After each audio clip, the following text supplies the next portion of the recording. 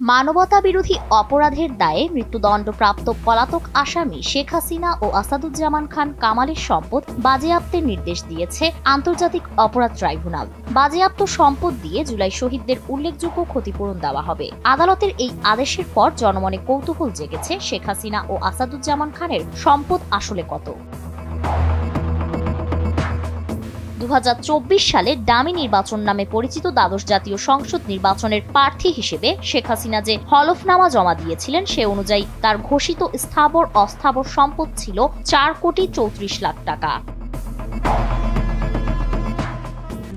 RICL TMX, যুগের পর যুগ স্থাপনা থাকে মজবুত। হলফনামায় হাসিনা নগদ অর্থ দেখিয়েছিলেন মাত্র 28,500 টাকা। ব্যাংক ও আর্থিক প্রতিষ্ঠানে জমা ছিল প্রায় 2,39,00,000 টাকা। আরও ছিল 25 লাখ টাকার সঞ্চয়পত্র এবং 55 লাখ টাকার FDR। ব্যক্তিগত ব্যবহারের 3টি গাড়ির মধ্যে 2টির মূল্য দেখানো হয় মোট 47.5 লাখ টাকা। একটি উপহার হওয়ায় মূল্য উল্লেখ ছিল না।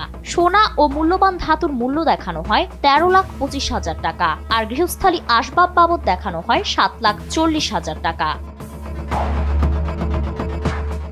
স্থাবর সম্পদের মধ্যে 15.3 বিঘা কৃষি জমি, যার ক্রয় মূল্য 6,78,000 টাকা। গাজীপুরের মৌচাক এলাকায় 9 বিঘার পারিবারিক বাগান বাড়ি, যার মূল্য উল্লেখ করেনি। ঢাকার পূর্বাচলে তার নামে একটি প্লটের মূল্য দেখানো হয় 34,76,000 টাকা। এছাড়া টুঙ্গিপাড়ায় 3তলা ভবন সহ 6.10 শতক জমির মূল্য 5 লাখ টাকা দেখানো হয়। দুদকের তথ্য অনুযায়ী নির্বাচনী হলফনামায় তিনি জমির পরিমাণ কম দেখিয়েছিলেন, যা নিয়ে তদন্ত চলছে। হলফনামা অনুযায়ী আসাদুজ্জামান খানের মোট ঘোষিত সম্পদের পরিমাণ ছিল 10,25,00,000 টাকা। নগদ অর্থ দেখিয়েছিলেন 84 লাখ টাকার বেশি। ব্যাংক ও আর্থিক প্রতিষ্ঠানে জমা ছিল 82 লাখ টাকা। বন্ড শেয়ার প্রায় 24 লাখ, আর সঞ্চয়পত্র ও FDR মিলিয়ে 2,01,00,000 টাকা। দুটি ব্যক্তিগত গাড়ির মূল্য দেখান 1,61,00,000 টাকা। ইলেকট্রনিক্স ও আসবাবপত্রের মূল্য ছিল 2 লাখ টাকা।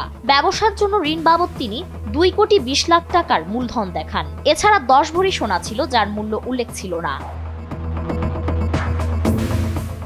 স্থাবর সম্পদের মধ্যে ছিল 5 বিঘার বেশি কৃষি জমি, যার মূল্য 1,06,00,000 টাকা এবং 18.5% অকৃষি জমি, যার মূল্য 58.5 লাখ টাকা। দুটি বাড়ির মধ্যে একটি গ্রামের বাড়ি, যার অর্জন মূল্য দেখানো হয়েছে 80 লাখ টাকা, অন্যটির মূল্য 13 লাখ টাকা। দুদক তদন্তে জানা গেছে জ্ঞাত আয়ের বাইরে 16,42,00,000 টাকার সম্পদ অর্জনের অভিযোগে তার বিরুদ্ধে মামলা চলছে।